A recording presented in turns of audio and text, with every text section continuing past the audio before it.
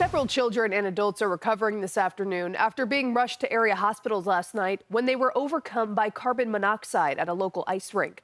According to National Fuel, an improperly working furnace in the snack area at Holiday Twin Rinks caused high levels of CO to build up over the course of a few days.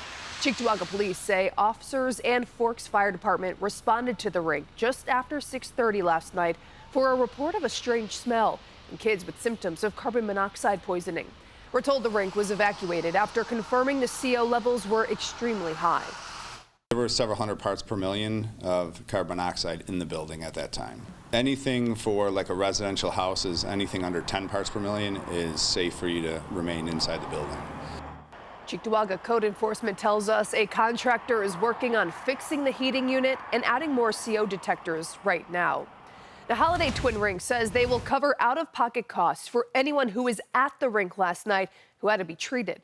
They released this statement earlier today saying, in part, National Fuel has been working with staff throughout the entire night, checking all existing gas lines, and has given approval to safely operate again. They added they're disappointed their CO detector failed them during a terrible event. Cheektowaga Code Enforcement says they anticipate the rink will be open by 3 o'clock this afternoon. Meanwhile, multiple parents who were at the rink last night emailed us after the event saying they witnessed kids throwing up and complaining of headaches. A mother sent us this photo, the one you saw previously, of her son receiving oxygen. He is on one of the teams that was playing at the rink at the time. She says he had 6 times the normal amount of carbon monoxide in his blood.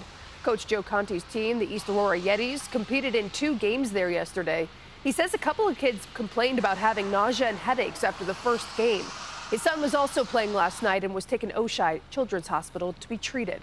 He tells us he wants Holiday Twin Rinks to take accountability and apologize.